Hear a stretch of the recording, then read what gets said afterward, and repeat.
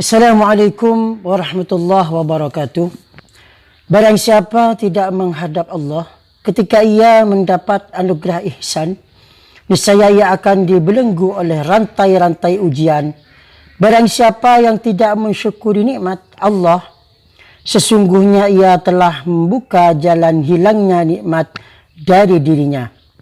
Akan tetapi, barang siapa yang mensyukuri nikmat Allah, maka sesungguhnya ia telah memberi ikatan yang kuat pada kenikmatan Allah itu.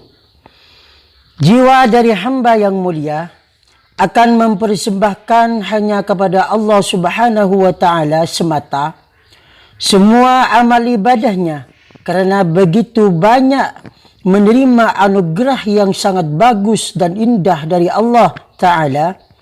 Untuk itu, kewajiban si hamba tidak lain adalah menambah dan meningkatkan mutu taatnya kepada Allah Subhanahu wa Ta'ala.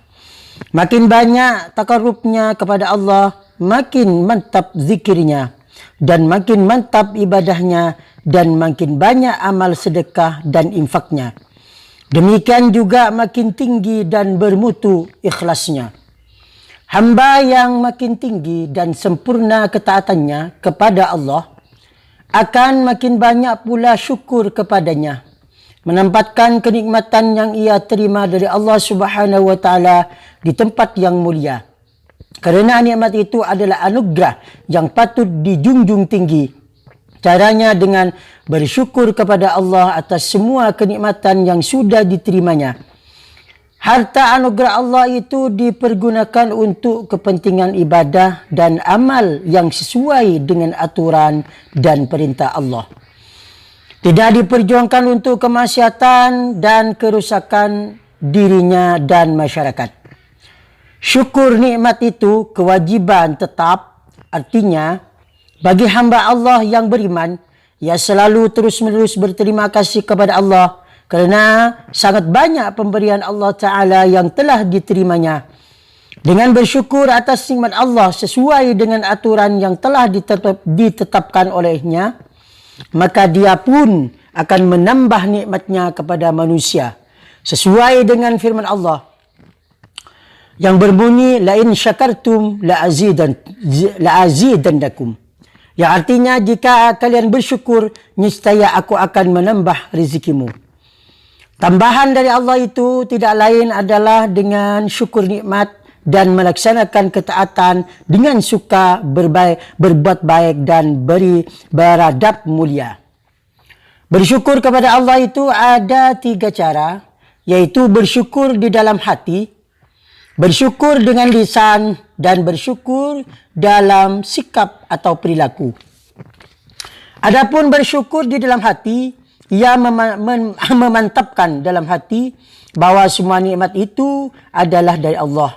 Seperti firman Allah dalam surat An-Nahl ayat 53 yang berbunyi, "Apa saja nikmat yang engkau terima, itu semua dari Allah jua." Adapun syukur dengan lisan, yaitu dengan memperbanyak puji syukur kepada Allah sambil membaca Alhamdulillah sesuai dengan firman Allah dalam surat Ad-Duha ayat 11 yang berbunyi, "Adapun nikmat Allah, hendaklah kalian sebut-sebut dengan mengucapkan syukur Alhamdulillah." Khalifah Umar bin Abdul Aziz berkata, ingat nikmat Allah yang telah engkau terima, maka itu pun termasuk mengucapkan syukur. Sedangkan syukur dengan lisan, maka ia telah mengucapkan pujian terhadap Allah. Dalam suatu hadis yang berasal dari sahabat Nu'man bin Bashir, Nabi Muhammad SAW bersabda, "Barang siapa yang tidak bersyukur kepada pemberian yang sedikit, maka sudah tentu ia pun tidak akan bersyukur pada pemberian yang banyak.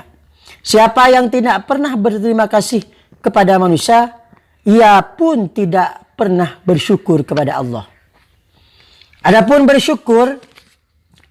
bersyukur dalam bentuk sikap dan tingkah laku adalah dengan melaksanakan amal ibadah dengan anggota badan, dengan amal soleh, dengan perilaku mulia dan budi bahasa yang terhormat.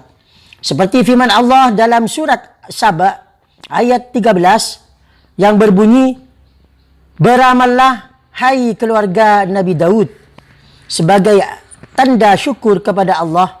Pemberian dan nikmat Allah itu disyukuri dalam tindakan perbuatan nyata. Diriwayatkan bahawa Nabi Muhammad SAW pada suatu ketika berdiri dan melangkahkan kakinya, kerjakanlah seperti ini, niscaya Allah akan menghapus dosamu. Dengan mengajarkan sesuatu yang sudah-sudah dan yang akan datang, Allah Ta'ala berfirman dalam surat Al-Isra ayat 3 yang berbunyi, hendaklah kamu jadi hamba-hamba yang bersyukur. Telah bertanya seorang laki-laki kepada Ibnu Hazm, apa yang disyukuri oleh dua mata? Ia menjawab, apabila dua mata ini melihat kebaikan, maka ia mengatakannya itu adalah jelek. Bagaimana dua tangan itu harus bersyukur? Tanya orang itu lagi. Ia menjawab, jangan engkau mengambil yang bukan milikmu. Jangan pula kamu menyembunyikan hak Allah pada mata dan tanganmu. Bersyukur secara batin itu paling rendah adalah sabar dan paling tinggi adalah dengan ilmu. Adapun syukurnya farji itu seperti firman Allah dalam surat Al-Mu'minun ayat 5-6 dan berbunyi, dan orang-orang yang memelihara farji mereka kecuali kepada pasangan mereka masing-masing, yaitu suami atau istri, atau kepada orang yang mereka kuasai, agar mereka tidak tercela. Bersyukur kepada Allah Subhanahu wa taala tidak cukup dengan ucapan lisan,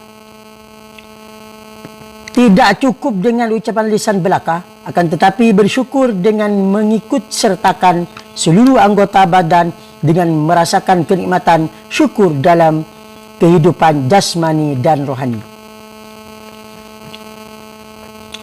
Takutlah kamu dari wujud kebaikan Allah yang diberikan kepadamu, padahal kamu masih tetap bermaksiat kepadanya, yang kelak bisa menjadi istidrat atau membiarkan kamu bersenang-senang dalam kenikmatan itu. Seperti firman Allah Subhanahu wa taala yang berbunyi, secara berangsur kami, yaitu Allah, akan mengarahkan mereka kepada kebinasaan dari arah yang tidak mereka duga.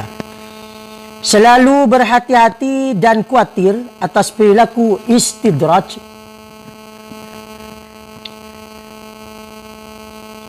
Dengan kenikmatan yang diterima adalah sifat yang dimiliki oleh seorang beriman.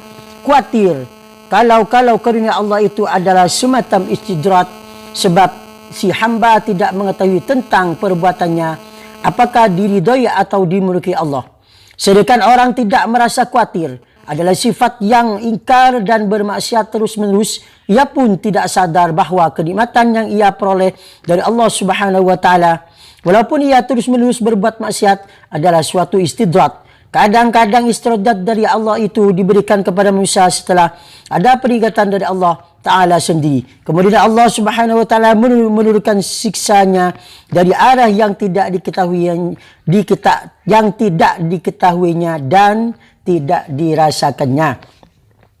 Orang yang menerima kenikmatan dari Allah akan tetapi tidak pandai menggunakan kenikmatan itu untuk mendapatkan keridhaannya, bahkan dipergunakan untuk kemaksiatan, ia tidak pernah sadar akan perbuatan yang mempergunakan nikmat Allah itu untuk kesesatan dan kerusakan dirinya sendiri, serta melanggar aturan dan hukum Allah Subhanahu wa taala. Ketika orang-orang seperti ini telah terlena oleh kemaksiatannya, tidak diduga-duga Allah menurunkan siksanya, mereka pun tidak diberitahu dan tidak mengetahui dari mana dan di saat apa datangnya Allah Subhanahu wa taala. Mengingatkan dalam Quran surat An'am ayat 44 yang berbunyi, maka tatkala mereka melupakan peringatan yang telah diberikan Allah kepada mereka, kami, Allah pun membuka semua pintu kesenangan untuk mereka tatkala mereka sedang bergembira ria dengan kenikmatan itu. Mereka pun lupa daratan Tidak diduga-duga dengan sekonyong-konyong kami turunkan siksaan kepada mereka itu. Waktu itu mereka tidak mampu berbuat apa-apa lalu terdiam berputus asa. Orang-orang istidrat ini dijelaskan oleh Al-Quran surat Al-A'raf ayat 186. Mereka yang suka mendustakan ayat-ayat kami, kelak kami Allah akan menarik mereka berangsur-angsur ke lembah kebinasaan dengan cara yang tidak mereka pahami. Dalam surat Al-A'raf diingatkan lagi oleh Allah Ta'ala yang berbunyi, barang siapa yang Allah Ta'ala sesatkan, maka tidak ada yang sanggup memberi petunjuk kepadanya. Allah akan membiarkan mereka terombang-ambing dalam kesesatan. Syekh Ahmad Athaillah melanjutkan penjelasannya dan berkaitan dengan istidrat ini. Ia berkata, di antara orang-orang yang berkehendak mendekati Allah dalam ma'rifatnya, yang bodoh adalah orang yang bodoh budi pekertinya. Apabila ditangguhkan hukuman padanya, ia berkata, andai kata semua ini termasuk dosa, maka sudah tentu Allah Subhanahu wa ta'ala telah memutuskan bantuan kepadaku yang menyebabkan aku jauh darinya. Jika pertolongannya itu telah diputuskan dariku dengan cara aku tidak mengetahuinya, walaupun dengan tidak memberi tambahan baru atau kadang-kadang diberikan di tempat yang jauh, sedangkan ia sendiri tidak merasa atau membiarkan engkau tetap mengikuti hawa nafsu. Ketika Allah Subhanahu wa ta'ala memperingati seseorang tentang dirinya dalam hubungan dengan Allah Subhanahu wa ta'ala, berarti Allah Subhanahu wa ta'ala telah menunjukkan belas kasihnya kepada orang tersebut adalah suatu pertanda bagi si hamba agar ia cepat sadar agar wajib merubah jalan hidupnya kepada yang diridhoi oleh Allah Subhanahu wa ta'ala.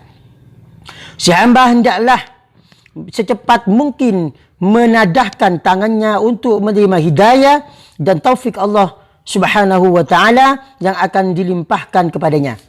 Ada beberapa tanda yang dapat menjadi isyarat bagi seorang hamba yang telah menerima hidayah dan taufik dari Allah Subhanahu wa ta'ala. Di antaranya, dalam segala persoalan yang berkaitan dengan ibadah kepada Allah, ia selalu mendapat taufik hingga mudah mengerjakannya. Ia selalu mendapat kesempatan baik dan kelonggaran waktu untuk mencapai keridhaan Allah dengan bermacam-macam amal ibadah. Selain itu, si hamba selalu terhindar dari perbuatan maksiat ketika kakinya hendak tergelincir dan kadang-kadang berkeinginan untuk perbuatan itu. Pemikirannya bersih dari kehendak duniawi, serta mudah baginya untuk mendapatkannya apabila ia berkehendak untuk itu. Sebaliknya, apabila seorang hamba telah diberi kesempatan oleh Allah Subhanahu wa ta'ala untuk datang kepadanya, sedangkan ia mengetahui adanya isyarat Allah itu, akan tetapi ia makin menjauhi isyarat tersebut, bahkan ia enggan melaksanakan apa yang diharapkan bagi seorang hamba, maka si hamba telah kehilangan cahaya yang sebenarnya akan memberi petunjuk jalan baginya mencapai mardhatillah, namun ia tidak berusaha mendekatinya. Orang seperti ini apabila tidak cepat-cepat mendapat hidayah dan taufik dari Allah Subhanahu wa ta'ala, maka akan mendapat kesukaran melakukan hubungan dengan Allah dalam bentuk ibadah dan amal. Walaupun ia berniat dan berusaha untuk mendekati dan melaksanakan ibadah, demikian juga mudah baginya tergelincir kepada perbuatan terlarang berupa maksiat seperti perbuatan zina, berjudi, minum khamar, menipu dan pekerjaan yang mendatangkan bahaya bagi dirinya dan merusak masyarakat. Sehamba dalam menghadapi persoalan seperti ini, kadang-kadang ia sadar dan berusaha menjauhi dan menghindarinya, akan tetapi ia kehilangan kekuatan untuk meninggalkannya. Pintu tempat ia masuk menghubungkan dirinya dan menyampaikan hajatnya kepada Allah tertutup rapat, kerana ia tidak merasa memerlukan bantuan Allah Ta'ala dalam masalah yang diperlukan. Para sufiah mengingatkan pula kepada hamba Allah tentang adab yang perlu diketahui dan menjadi hiasan hidup orang beriman, baik terhadap Allah maupun dengan sesama manusia. Adab itu juga mampu diberi kekuatan kepada manusia agar lebih dekat kepada Allah dan masuk kekuatan untuk menghindari maksiat. Mereka mengingatkan dalam semua persoalan selalu ada adabnya. Tiap hal dan tempat ada adabnya. Sehingga orang yang membiasakan dirinya dengan adab, ia akan sampai kepada kehendak yang dicarinya. Ia akan jauh dari perbuatan yang menghinanya. Adab bagi seorang hamba akan menghiasi pribadinya dan mendidik jiwa dan akhlaknya. Nabi Muhammad SAW pun mengingatkan kepada sabda Nabi Muhammad SAW pun mengingatkan dalam sabda beliau, Ad-dabani Rabbi fa'ahsana ta'dibi. Summa amarani bimakarimil akhlak. Artinya Tuhanku telah mendidikku dengan didikan yang sangat baik. Kemudian menyuruh aku berakhlak mulia. Adab kepada sesama manusia dan sesama hamba Allah akan memberi jalan keluar kepada manusia dalam hal-hal yang menyulitkannya. Ia akan terhindar dari manusia jahil yang umumnya suka mempengaruhi manusia untuk berbuat maksiat. Allah Subhanahu wa taala berfirman yang berbunyi, berilah maaf, anjurkanlah kepada perbuatan baik, amalan taat, dan jauhilah orang yang bodoh. Untuk mencapai tingkat kesempurnaan hidup yang dikehendaki Allah Ta'ala dengan adab dan akhlak mulia serta ketaatan sehingga seorang hamba mendapatkan taufik dari Allah, maka diperlukan riyadah dan mujahadah. Menghidupkan amal riyadah dan mujahadah dalam diri seseorang hamba agar ia mampu mendekati Allah dalam takarrub, dan yang lebih berarti daripada semata-mata mengingat takarrub berarti usaha untuk mencapai Allah Subhanahu wa taala. Terus menerus sampai cahaya Allah datang kepadanya, lalu memberinya kekuatan yang mampu memimpin dirinya kepada Allah dan memimpin dirinya agar terhindar dari kemurkaan Allah Subhanahu wa taala. Demikianlah, semoga bermanfaat. Wassalamualaikum warahmatullahi wabarakatuh.